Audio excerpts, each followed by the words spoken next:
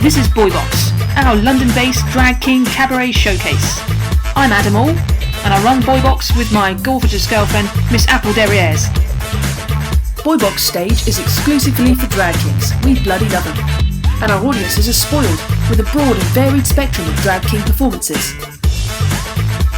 BOiBOX was launched in 2013 and has been instrumental in the growth of the drag king scene here in the UK ever since.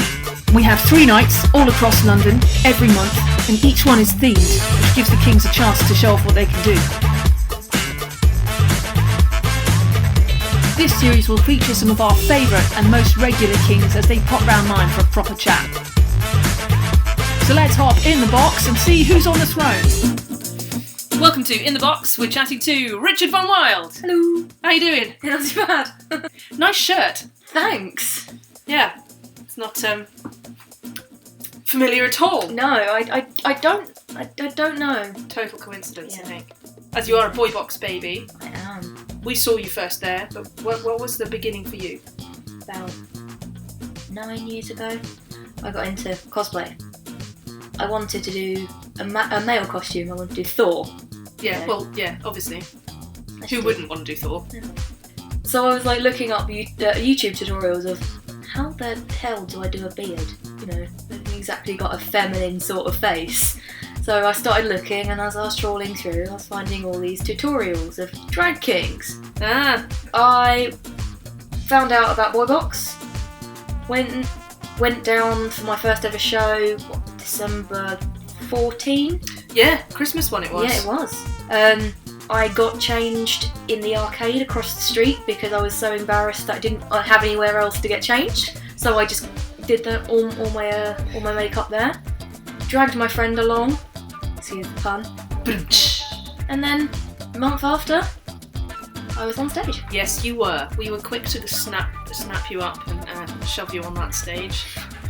What's your favourite one? What's your favourite memory of BOiBOX? One of them has got to be Moustache. Moustache, yes. I had the song that I did stuck in my head for weeks afterwards. I did A Million Ways to Die in the West. Yeah. And I just could not stop singing it. But you're very busy doing many other things. You took your acts back to your cosplay, back to Comic-Con and all that kind of stuff. So what's been the highlights of the last 2 years for you? May last year, I did a London Comic-Con. Going straight back to where it all started from, when I was the little kid dressing up as my favourite character, to actually being on their big stage in front of all these people. Brilliant. But it was just so fun, and then they got up on stage and I hosted a lip sync battle, and I got other drag kings up on stage, like I had Oliver Assets, Yep. and I had Max Ryder, Legend. and it was really, really fun to get everyone up on stage and to introduce people to what actually a drag king is to people that know what crossplaying is. You've got hundreds of people to cross-reference your ideas with. Because there are so many different genres and materials and categories that you can even speak about at panels and things like that, and they even do tutorials. Really, like, some of the stuff that I've learned is definitely transferable to drag. Yeah. You know, and starting using different materials that I've kind of gathered over the cosplay years into drag and vice versa. And hopefully you'll see more people cross-playing, won't you? I was sitting there watching people on stage and going, you'll be good for BOiBOX, actually. Do you want to come down? Here's the contact details. Yeah, please do that. Please do that. We always want new kings. Going back to Hisney, I had a recent conversation with some friends that we were discussing who you are as a Disney character. Which Disney character best represents you personally? I got given a really good one. Did you? I am chuffed to bits with mine. What's I'm Fox Robin Hood. Apparently that's the most similar. I'm really pleased with that. That's really cool. That made my life. I'm like, really? Am I? I'll have that. Who would you be? Who's you? I don't know. Like, it's tough, eh? It is. There's so many to choose from. No. I honestly don't know. It's tough. How tough is that? Literally don't know. I couldn't tell you. You know, people cosplay for different reasons. I do it very similar reasons why I do drag, because it's escapism from the normal, mundane life of being me. Your life is far from mundane. I know for a fact. You're so busy. You do all sorts of things. You play football. Tell us about your football. My American football. Yes. I play for an all-women's team called Hertfordshire Tornadoes. I'm predominantly a centre, so I'm the one that snaps the ball to the quarterback. Nice. Important role. How are the girls? Do they know do they know about your other life? They do. They've actually come to watch some of my shows. Like, Awesome. I let them know. All the coaches know. They're so supportive. Tell us about your other half. What does he think about your drag? Has he ever been to see you before? He hasn't, actually. He knows that I do it, and I am been completely open and said that I perform as a drag king, showed him pictures. Even when I'm at shows, I'll take a selfie and go, Richard said hi, sort of thing. So you're getting a lot of positive feedback from you performing. You don't seem to have any part of your life where anyone's saying anything negative about you dressing up as a dude and rocking it out on stage. So do you think that that's changed since you began, or do you think over the 9 years you've been at doing cosplay? I discovered it quite late. You know, I always did female characters just because that was what I wanted to do. Mm-hmm. And now it's kind of like a decision. Do I change it up and go with a female character? You know, I've seen pictures of some of your female characters. They're just as much fun. So you can do either quite comfortably. Like, at the end of the day, it doesn't matter if I'm dressing up as a guy or a girl. At the end of the day, I'm dressing up as a character that I enjoy. Yeah. And I do have fun. I think I'm gonna have to try this cosplay stuff. You definitely have to come along, like to London Comic Con. Well, I'll have to be Fox Robin Hood. There's still acres of future for drag kings. Where do you think it's moving to? What's happening next, do you think? Drag kings are getting so much more exposure now, because it's not that they haven't been there, it's just that they've kind of not been seen. Yeah. You know, you've been doing this for a long time. Long time. Let's not say. For a long time, and like I've only been doing this for 2 years, and even in that short 2-year stretch, I've seen it completely boom. Yeah. And there's new kings popping up out of the woodwork every day. Yeah. In the end, all of it is about getting the language of drag kings out. Because the number of times you turn around to someone and say, "Oh, I'm a drag king," they go, "What's a drag king?" The thing is, there are currently nothing that defines exactly what the limits are for a drag king. Mm-hmm. You know, we kind of haven't hit them yet. No. And I think that we've got so much to play with and so much that's yet undiscovered. Yeah. You kind of can't say, well, that's not a drag king, is it? Yeah, no one can say that because there really isn't. I don't think we should ever try and place really distinct rules on it. We're kind of representing this very hyped up stereotype, and we are playing on that kind of what is a man sort of thing. Yeah. Well, does that mean I have to be big Mr. Macho?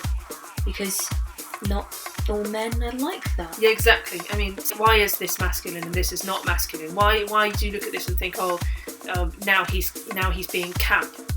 What defines camp? What defines this and that? Where are the edges? And why am I not allowed to say that I'm masculine if I don't have a penis? I saw an article on Facebook actually today, and it was like things men would do if it was considered less feminine. And some of it was like, if I could, I'd knit so hard. Then knit, dude. Knit. Like someone said knit like your life depends on it. Knit. For the love of God.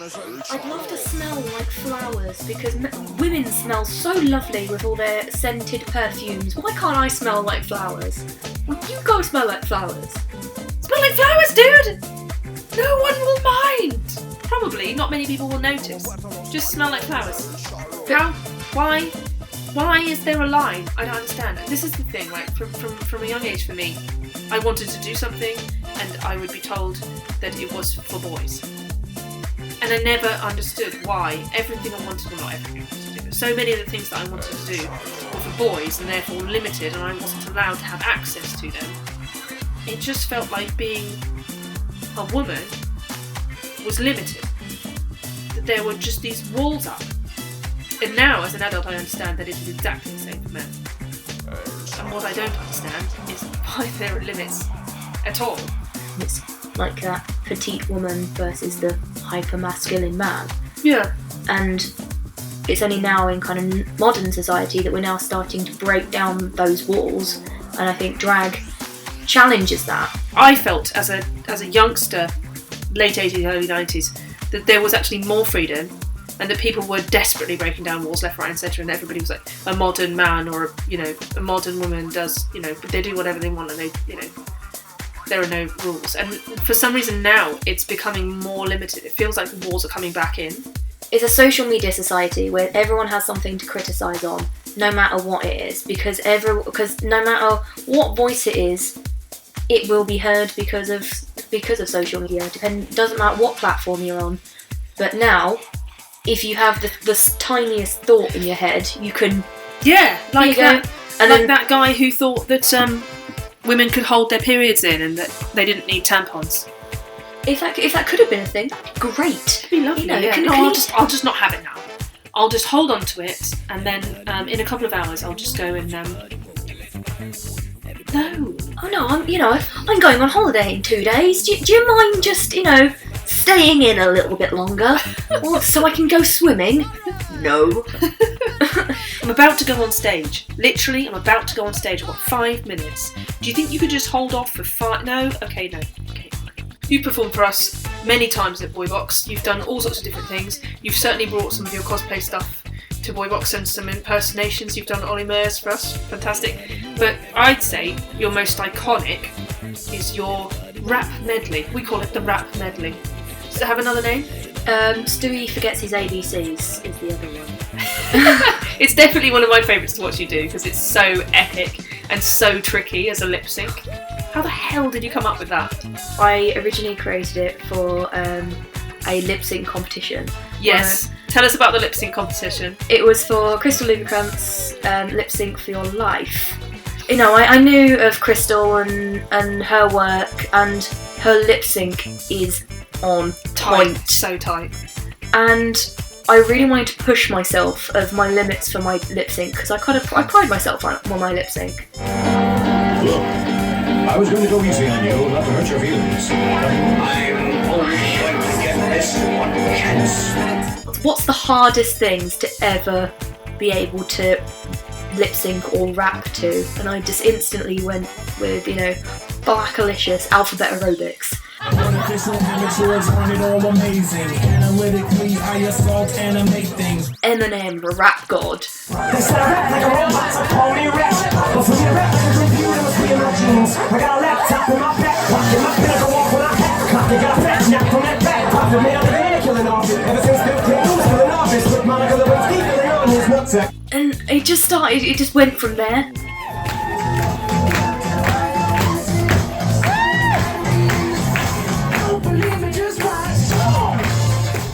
Massive Family Guy fan, and literally I watch it every night before I go to bed. I've seen every episode known to man, so I decided to use Stewie because some of his quotes that he comes out with are absolutely hilarious. I'm gonna be sexy. Look at my fatty. Look at my fatty.